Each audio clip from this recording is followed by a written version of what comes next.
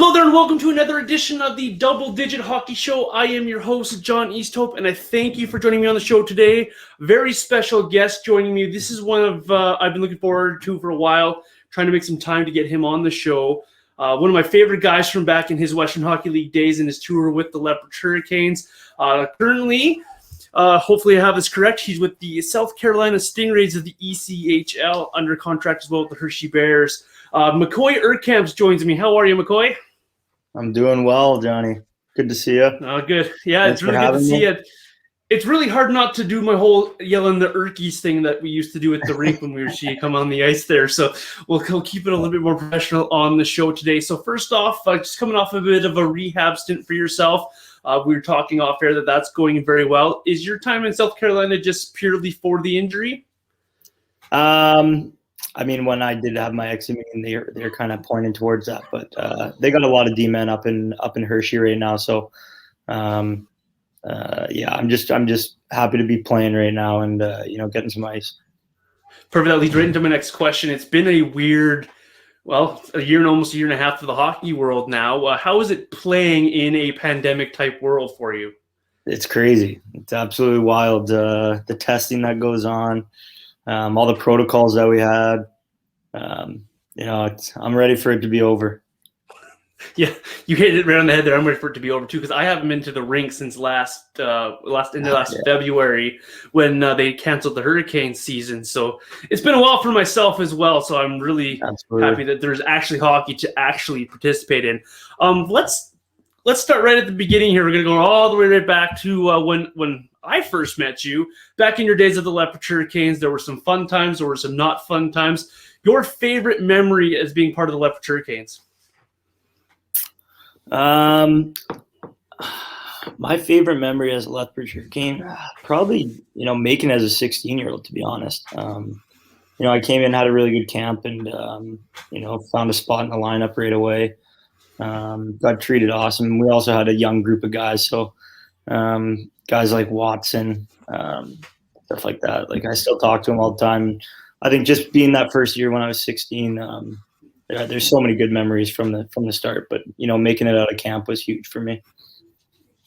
Yeah, it's from the fan side of things, it was a shock to see that you made it as a 16-year-old, but then you blossomed. What was it like playing in a league as a 16-year-old and having that opportunity just to grind your teeth? Oh, it was awesome. It was living the dream. Going to high school there, and obviously we had a really young team. I think, I don't know the exact number, but I think we had close to 10 rookies or something. That was my first year. So we had a good bunch of guys, and I was lucky enough to get an opportunity and play some good minutes. I thought it was awesome, and something that I'll remember for the rest of my life for sure. For sure. Not a bad rookie season here. I have the stats, pulled them up here. 20 points for you in 63 games played, but you were able to find yourself with 62 penalty minutes. Was there a specific role that you were given as a rookie in the league, or was it just go play? No, it was more just go play. I think I wasn't one to go out and looking for the fights and stuff, but my game usually dictated whether I was gonna end up fighting with a big hit or something. But it was. I always modeled my game around a two-way defenseman, but I knew being physical was one of my good attributes, so I tried sticking to it. For sure. Okay. Not trying to get any dirt or any of the inside scoop or stories here, but you lived through probably one of the worst seasons that the Lethbridge Hurricanes have had in their entire history. 12 wins back in 2013-14 season. How much of a grind was that season for you? It was beyond tough. And then kind of how it all happened with the guys leaving during the year and stuff. It definitely wasn't easy. It wasn't the ideal situation for our team. And then it was just unfortunate the way that the way things ended. And I wish Lethbridge nothing but the best, and I'm glad that they turned it around, and and they've got it figured out now, and they're a threat every single year now. It seems like it. How does that weigh on you mentally, knowing that every night you go out there that you're just going to be behind the 8 ball, it seems to be all the time? How mentally tough, or how did your mentality grow in situations like that for you? Yeah, I mean, it wasn't easy. It wasn't fun coming to the rink, and it was an absolute battle. But there's a lot of things that I did learn from that season as well. So I mean, to look at the bright side, there is stuff to be learned in situations like that. But yeah, it was definitely a grind, and especially in the meat of my WHL career, it was tough. The end of that season marked, as you mentioned, a lot of turnover for the Lethbridge Hurricanes, but that gave you a new opportunity as well, as you were part of the players moved along. You went to Brandon, the Wheat Kings there, and you had yourself a really good, successful last 2 years of your WHL career. What was it like being moved to Brandon and starting over with a new team? I mean, my time in Brandon, it was unbelievable, but when I was kind of waiting for a trade, me and my family discussed, and we kind of wanted to stay out west, somewhere close to home, somewhere where my family can come watch me play. But when I got a call from my agent about Kelly McCrimmon reaching out, looking at the squad that they had, it was tough to say no, especially in having my last 2 years kind of thing. So.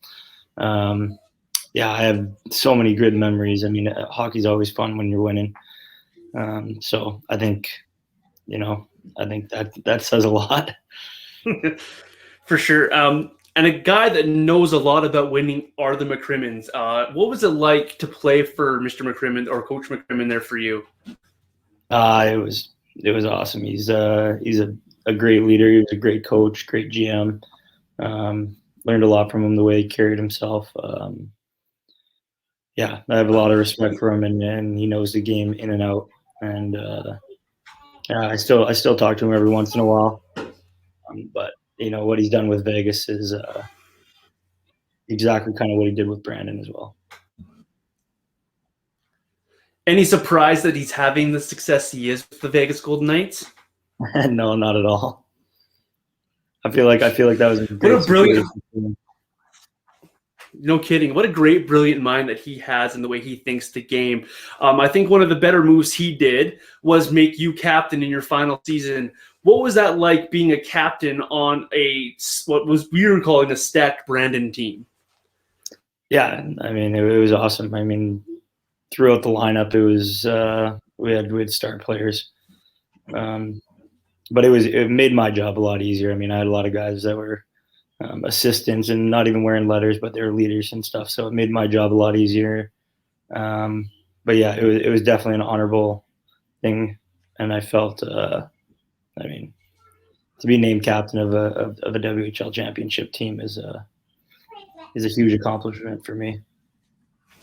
You go down the names on that list of the championship team of Howard Luck, Nolan Patrick, John Quenneville, in Provorov, yourself, Reed Duke, and we can go on and on and on about the amount of guys that have gone on to have great careers, not only in pro hockey, but in whatever they've accomplished.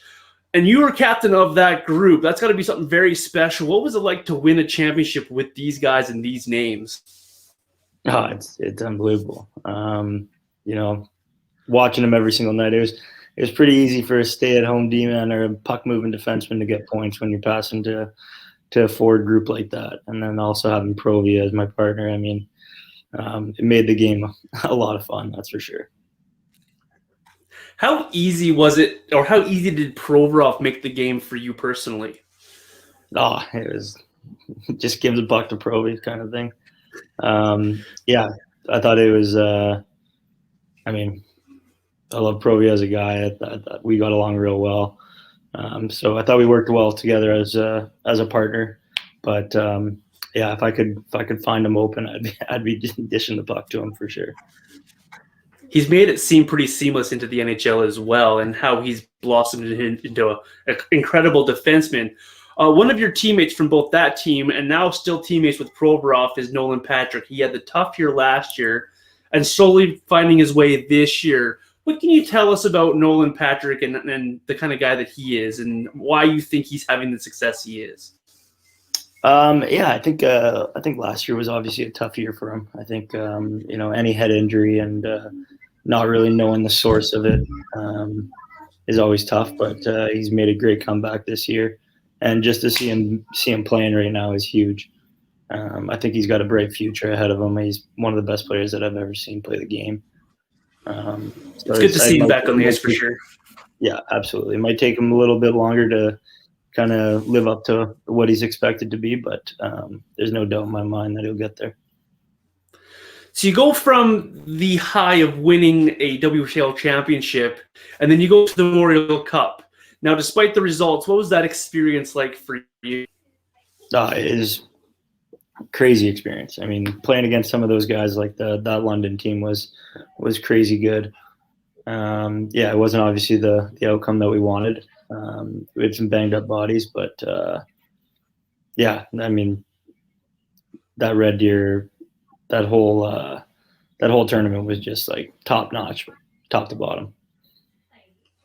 Is it fair to say, I've had the question a couple of times on Twitter to ask you what your favorite Brandon memory was. Is it fair to say it was the championship? Yeah, I think hosting that trophy was definitely my favorite memory. And it was a grind to get there. I mean, we went down early in the playoffs to Edmonton and kind of worked our way back. So, it felt real good, obviously celebrating that with the team. So you go through a couple of NHL drafts unselected. You find your way, though, to a contract post-WHL. What was that like moving from the WHL to the ECHL? Just playing against men. I mean, I was the oldest guy at my last year, so let's say like a man amongst boys. But now it's a man's game now in pro, at least. I mean, you're playing against guys that are 30, 31. They got kids. It's definitely a different atmosphere going to the rink and around the rink as a team. I think junior is a lot more tight knit, I guess you say. But my experience in pro has been awesome, and I've met some amazing people so far.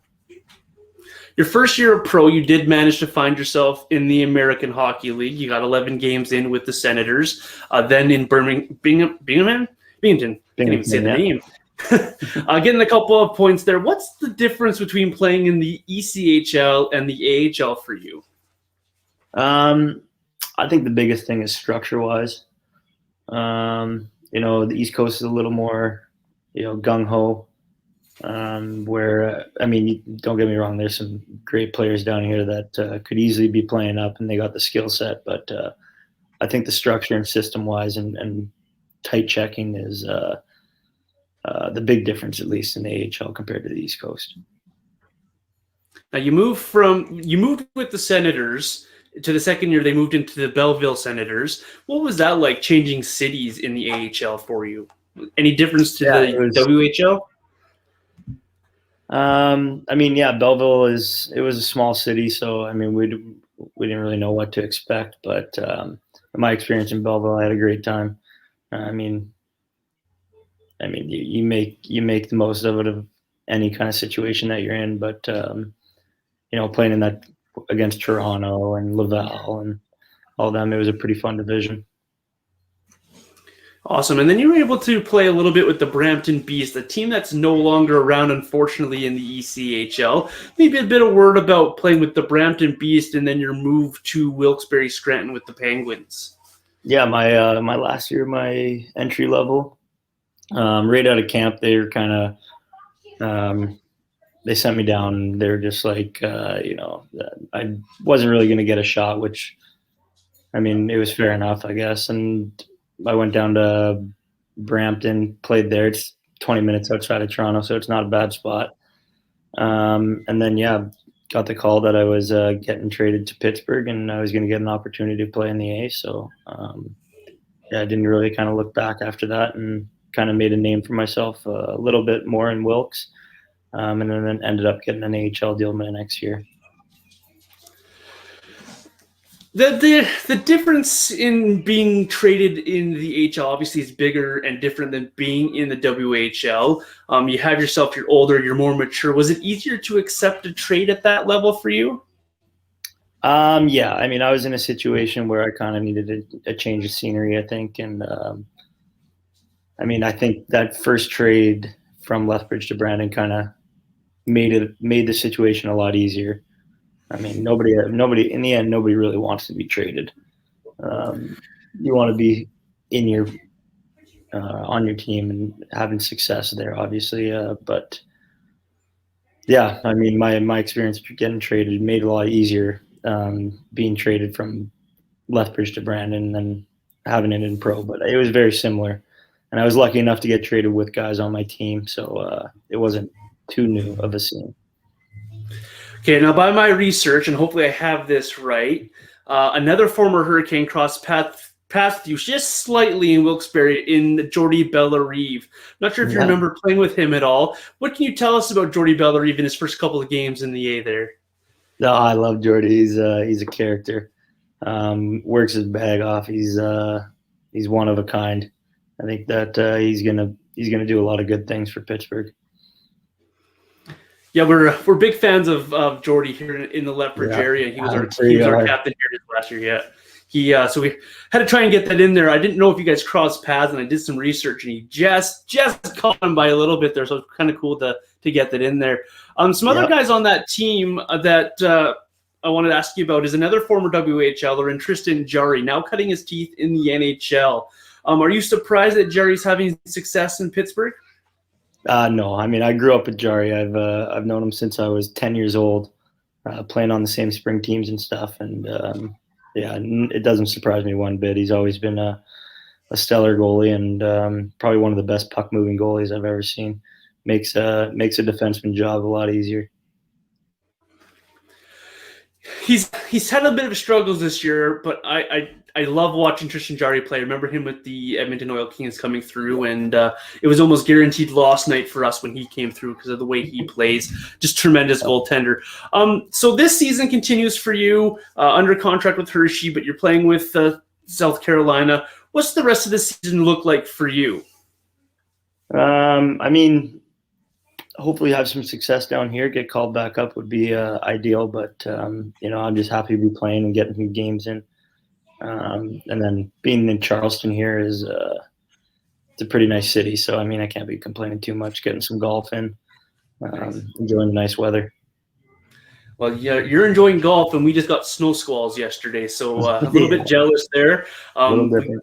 Yeah, it was blowing howling winds like Lethbridge is known in good force. So, what's next for Macoy Erkamps? Obviously, you probably want to keep playing for the next couple of seasons that you can.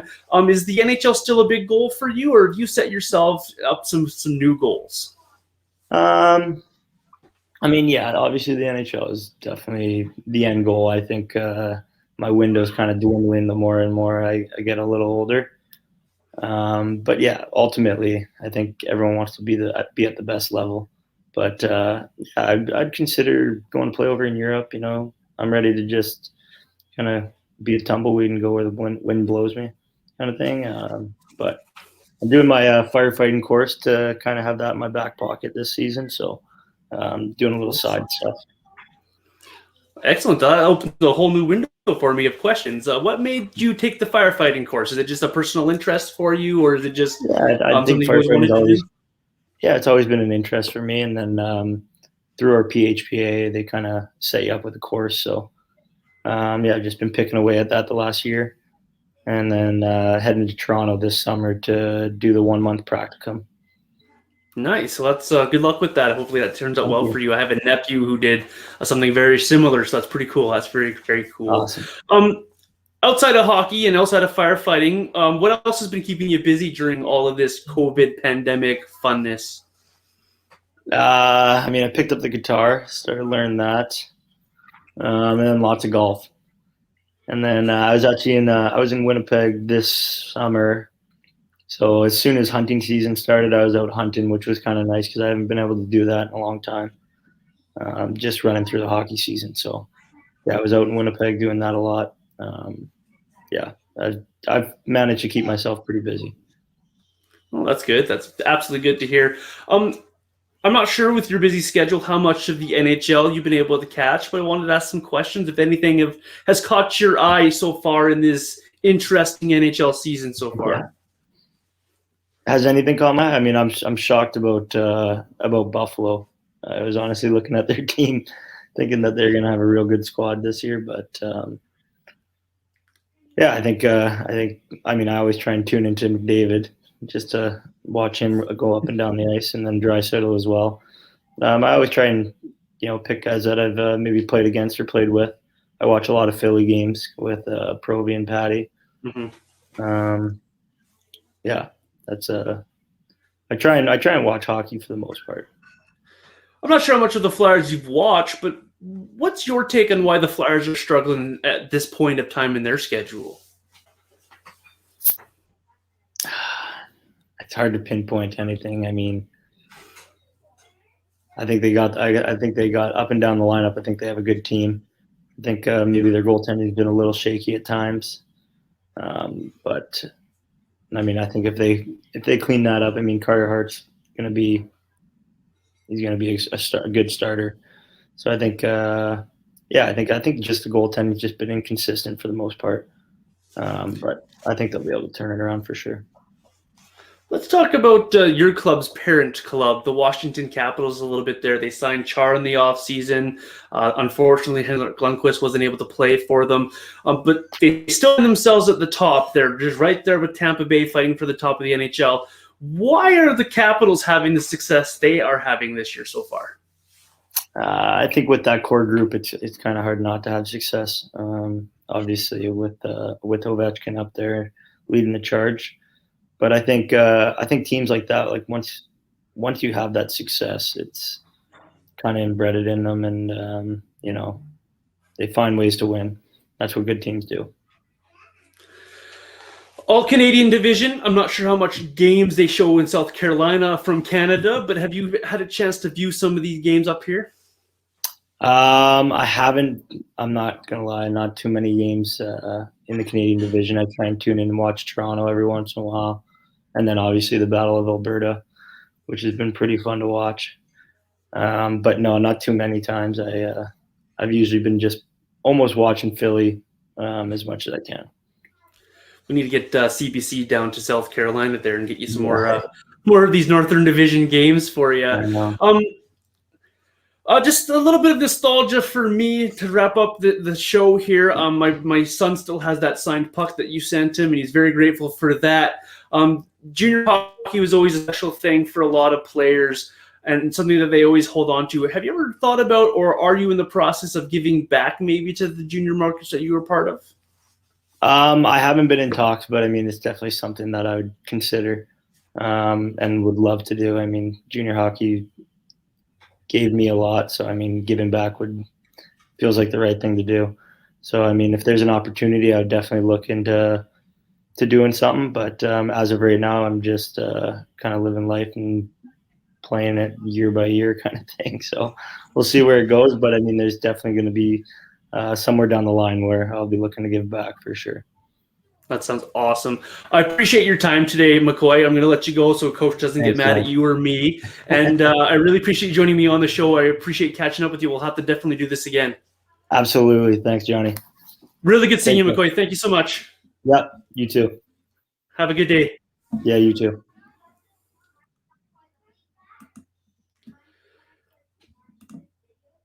That was Colt McCoy, former Lethbridge Hurricane defenseman, who was with the Lethbridge Hurricanes for a couple of seasons here before he moved on to the Brandon Wheat Kings. 3 seasons here in Lethbridge. He was able to play a lot of games for the Hurricanes. Unfortunately for him, during his time with the Lethbridge Hurricanes, the team wasn't very good. They were going through a bit of struggles, and it really showed in that his last year here when the Hurricanes only had the 12 wins of the 72 games. McCoy still found himself with 31 points in 66 games. The downside of that is it was a minus 62, and that's not the full story just based on McCoy. That was the whole Lethbridge Hurricanes team in that season there. Really nice to talk with him and get his take on some things. Really nice that he was able to find some success with the Brandon Wheat Kings after he left the Lethbridge Hurricanes, Colt is the kind of guy who gave back to the community while he was part of those groups and part of the things. We talked a little bit about my kids at the end of the interview there, and they were a little bit younger when we went to those games, and my son was only 4 years old when we met McCoy. And his last season coming through, in his last visit to the Lethbridge Hurricanes, he saw my son and he says, "I need to get you a puck still, son." And he actually direct messaged me through social media and was able to sign a hockey puck. And so my son proudly displays a Brandon Wheat Kings hockey puck among all his Lethbridge Hurricanes hockey pucks. So it's pretty cool to have that story as well with Colt McCoy. One of the best guys out there. If you're not familiar with him, the best way I can put it is he's a great, like you mentioned, a great two-way defenseman. He's had a little bit of tough time in the pro career. A couple of injuries has held him back a little bit, and he's one of those guys who seems to get some time in the A, but always seems to be the first guy bumped when someone's assigned to his team. Colt McCoy, a former Lethbridge Hurricane, former Brandon Wheat King, joined me here on the Double Digit Hockey Podcast, Hockey Show. I'm going to take a quick break, and I'll be right back with you to talk a little bit more around what I've seen from the hockey world in the last little bit. Stay tuned as we return here on the Double Digit Hockey Show.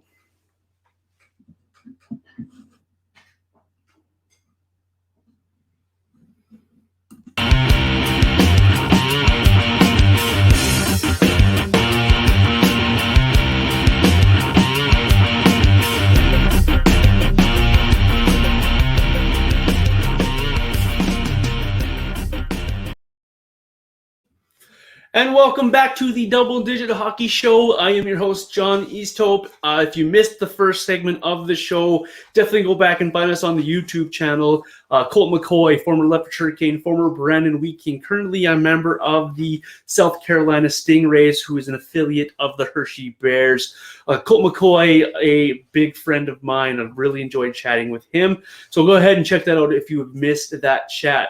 For the rest of the show here, it's just going to be me chatting a little bit about what I've seen around the hockey world. We've got some definite news going around the league and the National Hockey League, the Western Hockey League as well. Getting some games in again. There's not much for news and notes around the Western Hockey League. If you're looking for that, really Connor Bedard is the guy who you want to look for. The Regina Pats have themselves a stud. Through 9 games, he has 17 points, the exceptional status for the 15-year-old. Continues to tear up the WHL and tear up the bubble that he is part of in the Regina hub. So the Saskatchewan and Manitoba teams having their hands full with the exceptional status 15-year-old. Over to the National Hockey League here. This is where there's a few news and notes. The Montreal Canadiens will start there. A little bit of a COVID scare. A couple of players there were put on the COVID protocol this past week. Montreal's had themselves a week off. They are set to take on the Edmonton Oilers coming out of their COVID schedule being canceled. So they are back at it. They will play the Edmonton Oilers for a couple of games here. We'll see how that affects them. Now, these breaks that these NHL teams have been getting over the last little while have done one of two things. They've either rejuvenated the group and have allowed them to get back to playing at the top level, or they have, in the case like a Buffalo Sabres, which we'll get to in a minute, have been the exact opposite of that. More around the Montreal Canadiens, though, before we move on here. Montreal also is able to get themselves a trade during their time off as they get Eric Staal for a couple of draft picks. The timing of that trade worked out good for Bergevin with the team being laid off. Eric Staal was able to do a lot of his quarantine while the team wasn't playing, which will help Eric Staal, I think, as well, help the team because he's able to help them in a few more games now that those games have been rescheduled for later in the season to make up those games that they have lost. Montreal now with 6 games in hand on the Calgary Flames for that final playoff spot. And they sit a few points ahead of them as well. Montreal also getting their number 1 draft pick, Cole Caulfield, under contract after he was eliminated from the NCAA Frozen Four. Still uncertain where he's going to end up playing to start his pro career, whether it's with the Canadiens themselves or down in Laval. My suspect is he'll go get a couple games with the Rockets, and we'll go from there. Caulfield is the kind of guy that Montreal needs right now. Sitting only 2 points up on Calgary, Caulfield will add a little bit of scoring touch to that roster, something that Montreal certainly needs.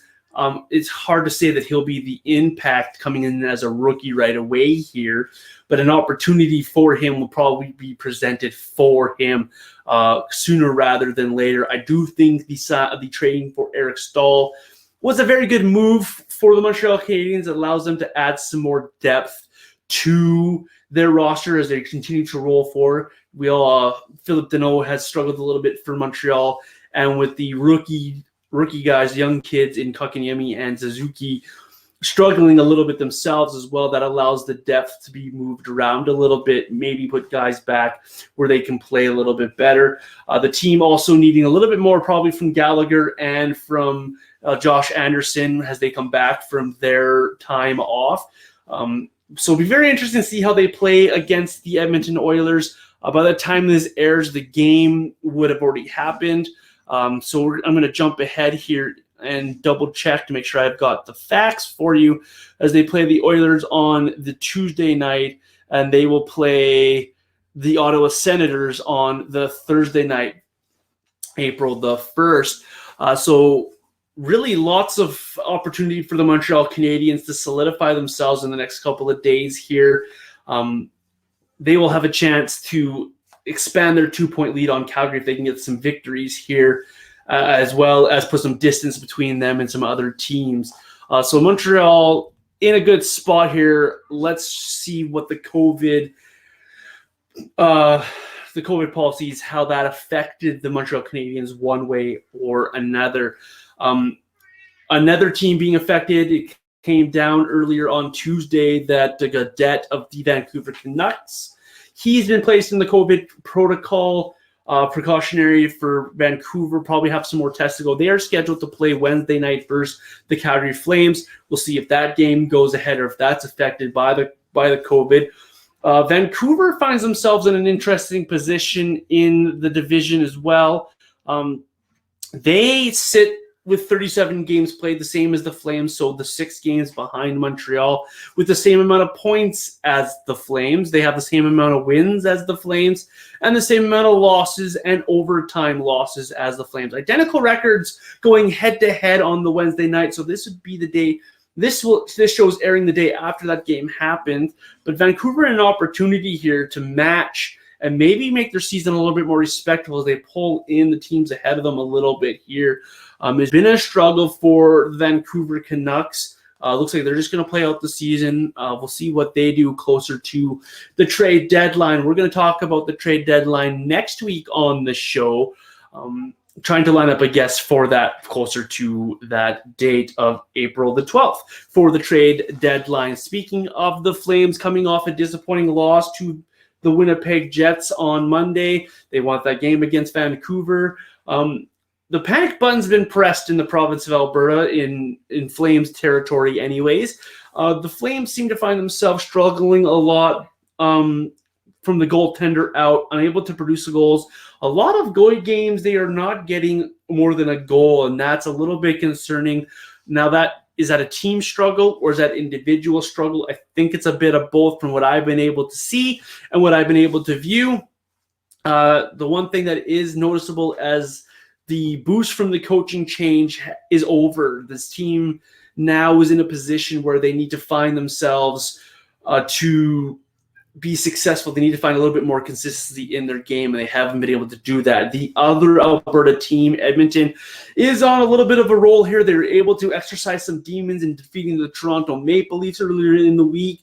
They have that game against Montreal we talked about a little bit ago, and they find themselves in a nice race with the Winnipeg Jets to finish second or first in the division, headed into the action.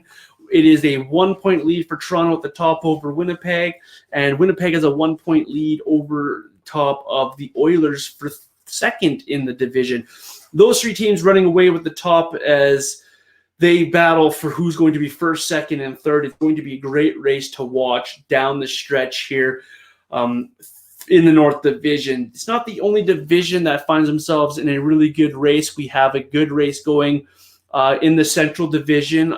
Teams that aren't getting talked about enough around the Canadian markets because of this COVID division schedule we got going on here. A lot of focus has been on the Canadian teams, but there's a nice little race in the Central Division between Tampa Bay, Carolina, and the Florida Panthers, who have surprised a lot of teams. They sit 2 points apart, those three teams. Tampa Bay at the top, 1 point ahead of Carolina, who is 1 point ahead of Florida in that division for the top of that division. It seems like one of those three teams is going to win the division, and the other two are going to have to play one another in round one of the playoffs, setting up one heck of a matchup, whether it be the Battle of Florida or whether it be Carolina versus one of those two teams. This is a race that we're paying attention to for a couple of reasons. The defending Stanley Cup champion Tampa Bay Lightning have picked up exactly where they left off. They only have 8 losses on the season and find themselves with a goal differential of 41. Remarkable. Vasilevsky has been absolutely tremendous for the Lightning and have put themselves in a good position. Now, Carolina sitting 1 point back. They find themselves with a game in hand on Tampa Bay. That's key. And 2 games in hand on Florida. So the Hurricanes are in a good position. And surprisingly, their goaltending has been a bright spark. With the couple of guys they've been able to use there and rotate them through, and they have found themselves in a lot of hockey games. The structure that Brindamore has, the Hurricanes playing with, is second to none in this league. They find themselves with only a plus 28 goal differential, but that's still miles better than anybody else in that division besides Tampa Bay. They also find themselves on a 3-game win streak at the moment.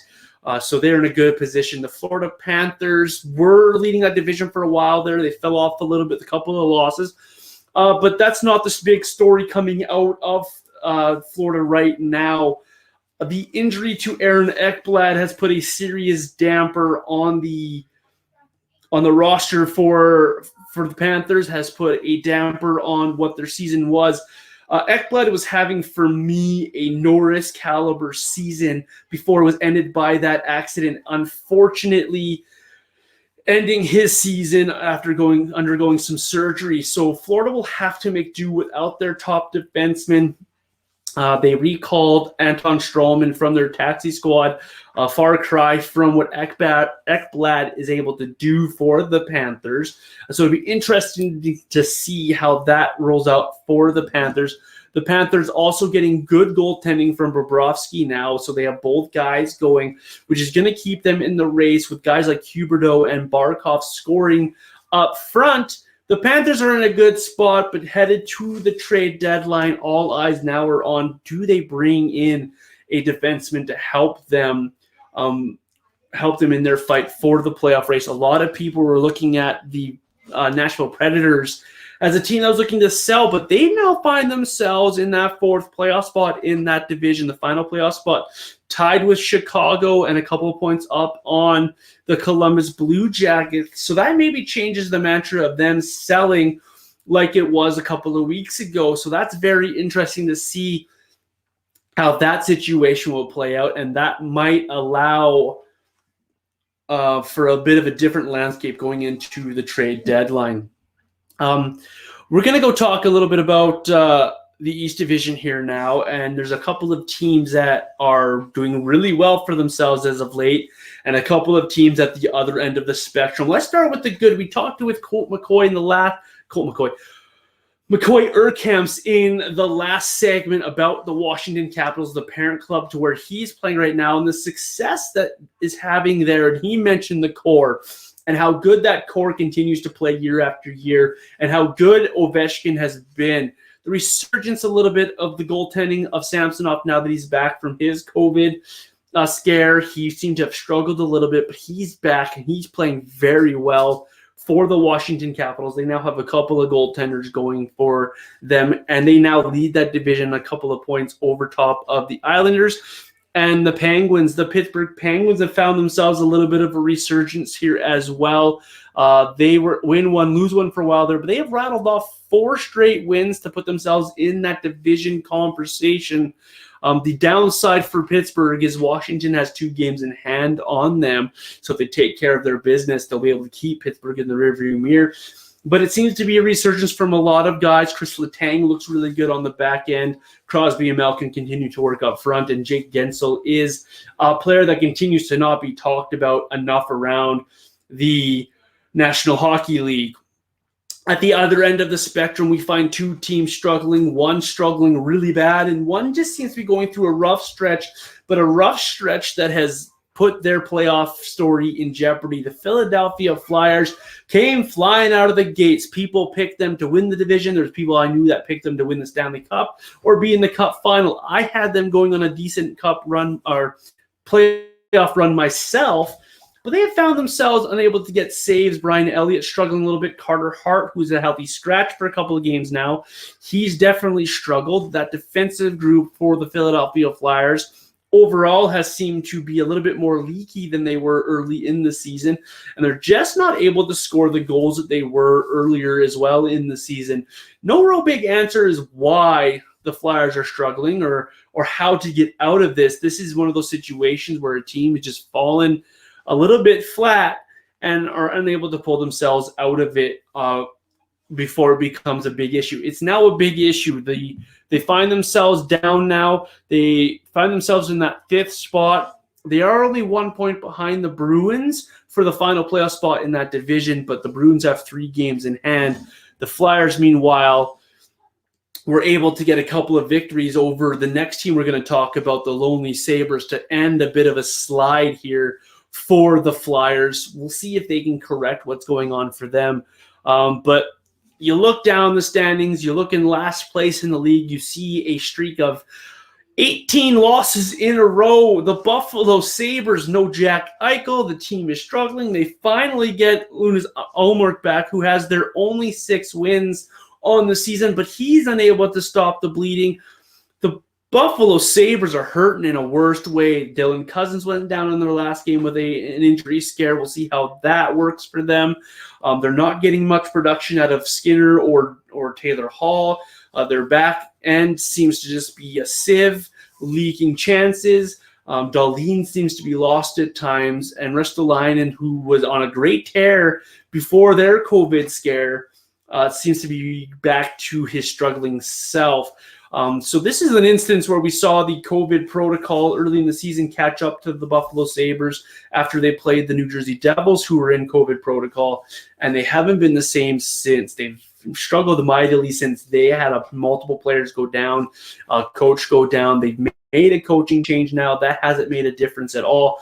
18 in a row. They had a 3-0 lead on the Flyers Monday night.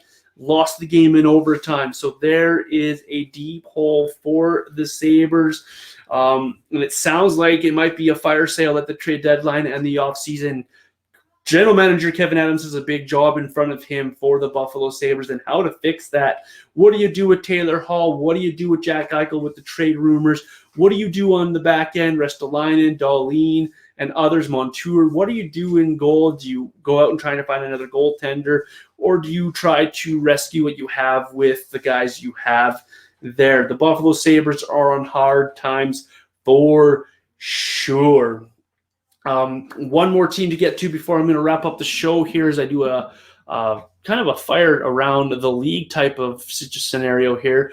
We finally find ourselves with a battle at the top of the West Division. It didn't seem like it was going to be that for a while. Minnesota led the division for a while. St. Louis was up there for a while. But we finally have the 2 powerhouses that we thought we were having coming into the season are finally going neck and neck as they trade victories against one another. Colorado made Vegas look very ordinary in one game. And now with 33 games played, Vegas holds a 1-point lead over Colorado for the top spot in that West Division. Both of these teams are getting goaltending. Finally, the Avalanche have been getting goaltending that they needed. Both teams have defensemen that are contributing. Both teams are having their top-end guys go. Nathan McKinnon looks like he's starting to go on another level. And the Avalanche who struggling to start the season, let's be honest here, found themselves in 5th spot at one point in the division, now just a point out of first place. They held first place for one day until Vegas won again. So that battle will continue to go on, and that is a race worth watching down the stretch, because the winner of that division, whether it be Vegas, whether it be the Avalanche or somebody else, is going to get Minnesota or St. Louis, and that's going to be a mammoth battle as well. So really good race going on in the Western Division. Lots to talk about there around the National Hockey League. Lots of news and notes around the National Hockey League. It changes every day. So I thought I would do a quick roundabout the league there and talk about a few things that I've noticed. I'm excited to see some games coming up later this week as some matches get going again. Thank you again to Macoy Erkamps, who joined me in the first segment, former Lethbridge Hurricane, Brandon Weeking. Really enjoyed that chat. Hopefully you were able to catch that. Thank you for joining me here on the show today. That's going to do it for this week's edition of the Double Digit Hockey Show. Join me next week for a little bit of trade deadline talk around the National Hockey League. And we're going to talk a little bit of QMJHL as well coming up on the show. Something a little bit different. I'm looking forward to that next week. I am John Easthope, your host. Thank you for joining me here. This has been the Double Digit Hockey Show.